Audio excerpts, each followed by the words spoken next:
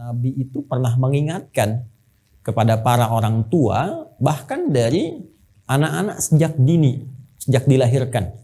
Ya, Nabi menyampaikan, ini sangat populer sekali. Hadisnya sudah viral. Ya, kullu mauludin yuladu 'alal fitrah, fa abawahu yuhawwidanihi au yunassiranihi au yumajjisanihi. Ya, setiap anak itu terlahir dalam keadaan fitrah, cenderung untuk beragama, mencari Tuhan yang benar, diberi petunjuk oleh Allah lewat nabi, rasul, kitab suci, para ulama, kemudian juga cenderung pada kebenaran. Cuma persoalannya dalam pencarian itu, dalam ikhtiar itu, dalam interaksinya, fa'abawahu, maka lingkungan di sekitaran dia. Nah, ini abawa ini tolong jangan diartikan orang tua semata ya, tidak. Yang dimaksudkan itu abawa itu lingkungan di sekitaran dia. Ya, ingat, bisa ayah, bisa ibu, bisa paman, kakek, nenek. Ada orang terlahir misalnya, mohon maaf, dalam keadaan yatim atau bahkan piatu misalnya. Nabi SAW kan terlahir dalam keadaan yatim kan? Ya, kemudian berkembang, ibunda meninggal, diasuh oleh kakek, kemudian kakek meninggal, ada dengan paman. Nah, itu lingkungan sekitar, ya, abawa. Maka di sini Nabi menekankan bahwa lingkungan tempat dia beraktivitas, boleh jadi ibunya baik, ayahnya baik, cuma mohon maaf ditempatkan di sekolah yang kurang baik, ya. Mohon maaf sebesar-besarnya. Di rumah itu diajarkan sholat, kan? Diajarkan baca Quran, bahkan dipanggil guru ngaji. Tapi Anda menyekolahkan anak Anda di tempat yang tidak pernah mengajarkan sholat. Di tempat yang tidak pernah menanamkan kecintaan pada Al-Quran. Sekarang bagaimana anak Anda menjadi soleh, tapi Anda menyekolahkan dia di tempat yang tidak soleh. Walaupun gurunya namanya Pak Soleh misalnya, guru matematika. ya, itu tidak akan pernah menghasilkan apa yang diharapkan. Jadi kalau kita menginginkan ya fitrah kita dalam keadaan baik, terjaga, mulia, bagus, benar. Dunia itu penting untuk menguatkan sisi akhirat. Silahkan belajar, tidak salah. Silahkan jadi matematikawan, boleh. Jadi ahli biologi, ahli kimia, tidak dilarang. Silahkan. Dalam saat yang bersamaan, dia pun menjaga bekal akhiratnya. Bagaimana sholatnya tetap bagus, bagaimana bisa menghafal Al-Quran dengan baik, bagaimana membangun kedekatan dengan Allah Subhanahu wa Ta'ala. Jadi, secara cepat dan singkatnya adalah Nabi memberikan isyarat hati-hati dengan lingkungan. Bukan hanya sekolah, tempat kerja teman-teman, coba lihat sekarang. Ya, Anda menginginkan sholat, pengen rajin sholat, kan? Anda menginginkan dekat dengan Quran, tapi Anda sendiri bahkan menjadi pelakunya, membuat misalnya, ya, mohon maaf sekali, lapangan usaha yang justru menghilangkan kesempatan Anda untuk menunaikan sholat dengan baik. Ya, Anda pengennya meningkatkan sholat dengan bagus, kuat, saya pengen tahajud, tapi beban pekerjaan Anda menjadikan Anda sering begadang misalnya. Ya, larut terus, sehingga nggak punya waktu. Terkikis waktunya, tereduksi waktunya untuk menunaikan ibadah-ibadah yang lainnya, sehingga berpengaruh ya dalam kehidupan. Nggak sempat tilawah Al-Quran, nggak sempat untuk bangun malam, bahkan yang paling fatal juga nggak sempat perhatian kepada keluarga misalnya, nggak bisa monitor. Demi apa? Ini lingkungan kan bisa lingkungan pekerjaan, ya bisa pergaulan dan sebagainya. Jadi ini yang paling pokok yang pertama, yang menyebabkan bisa melemahnya kondisi iman atau amal soleh seseorang adalah di lingkungan mana dia beraktivitas. Ini poinnya. Ya, hati-hati. Nah, kemudian lingkungan ini nanti secara spesifik akan dirinci. Khususnya satu, lingkungan yang menghadirkan kemaksiatan, maksiat. Ya. Maksiat itu istilah yang dikhususkan untuk segala hal yang bertentangan dengan ketetapan Allah Subhanahu wa Ta'ala dan Rasul-Nya. Yang paling gampang, segala hal yang tidak disukai, tidak diridhai oleh Allah dan Rasul-Nya. Maka ketika berlawanan dengan itu disebut maksiat namanya. Ya. Nah, coba teman-teman lihat di lingkungan mana beraktivitas yang kadang-kadang tanpa sadar ya menghadirkan perangkat-perangkat maksiat. Ya. Mohon izin sekali kita turunkan lingkungan kita berinteraksi ya. Di sekitaran kita dulu hadirkan benda-benda, jangan keluar rumah lu, jangan jauh-jauh dulu. Karena sekarang kan singgungan dengan dunia digitalnya cukup kuat, cukup tinggi. Kalau kita bawa ini misalnya lingkungan ke lingkungan digital, masuk ke media sosial, ya ke sosial media misalnya. Nah ini, coba teman-teman cek apa yang dilihat, apa yang didengar, apa yang diikuti, ya, yang di-follow dan sebagainya.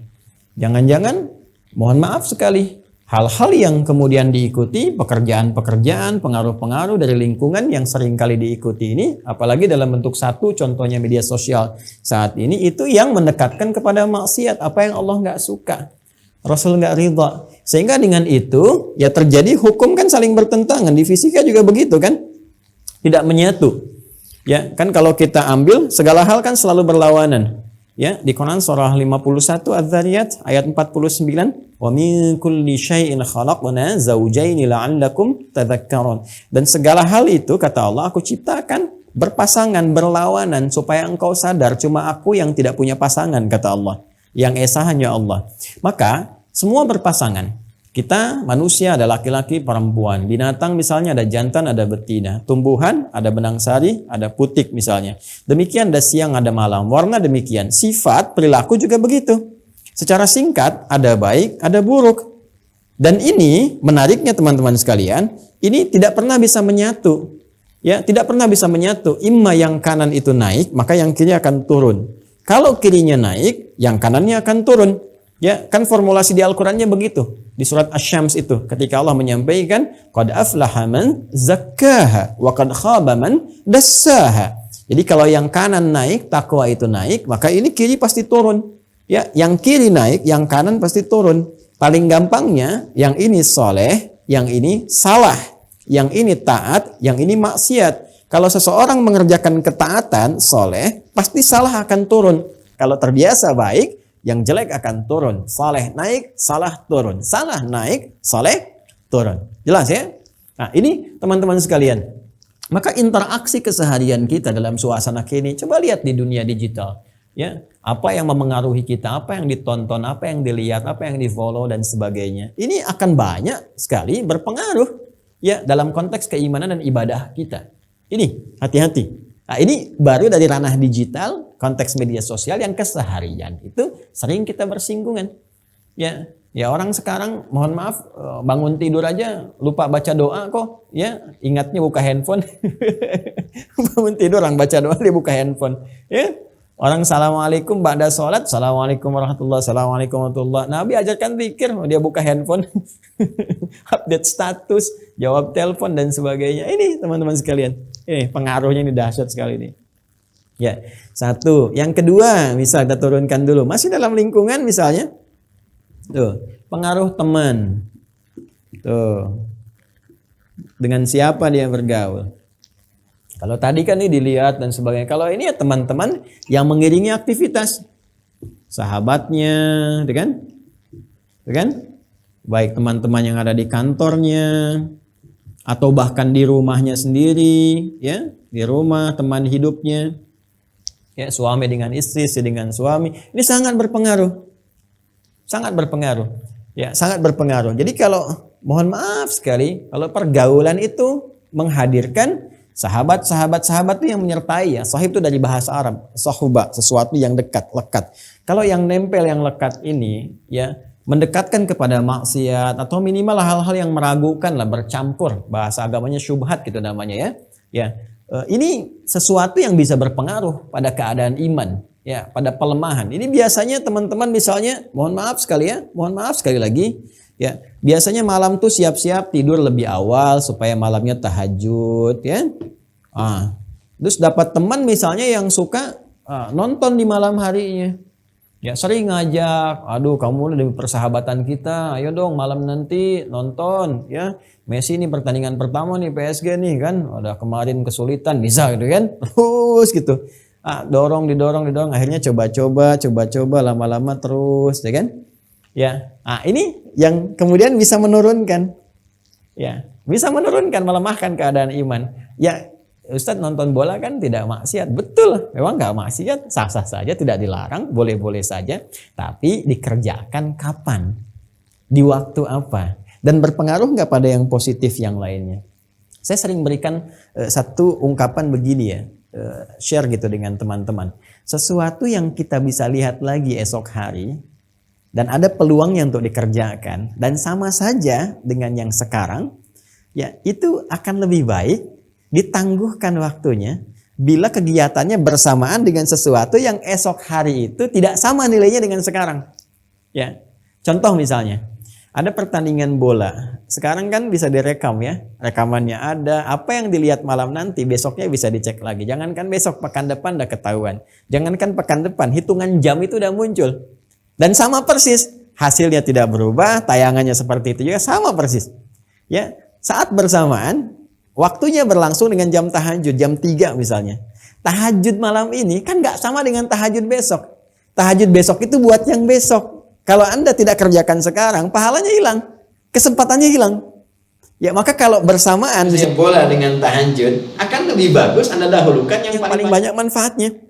Untuk hati, untuk kehidupan kita, untuk akhirat kita dan sebagainya. Sedangkan bola bisa dilihat besok lagi. Ya, misal ya. Ini yang sering kali kadang-kadang teman-teman sekalian, hal-hal demikian ini yang memengaruhi. Ya, sama persis kalau dikembalikan ke sini. Ada tayangan, ada sinetron, ada video, ada macam-macam yang kadang mengalahkan sholat, bahkan panggilannya sudah kuat, masih kita kerjakan. Padahal bisa kita tunda. Ini yang bisa menyebabkan futur salah satunya. Ya, sudah ini lingkungan, maksiat, contohnya media sosial yang sekarang kita berinteraksi banyak dengan itu. Kemudian teman. Ya, lingkungan sekitaran kita. Jadi saya kira ini sudah mewakili keseluruhannya apabila sudah ditampilkan, ya, apalagi kalau sudah ditampilkan kata maksiat ini. Jadi kata kuncinya ini, segala yang bertentangan dengan ketetapan Allah dan Rasul-Nya.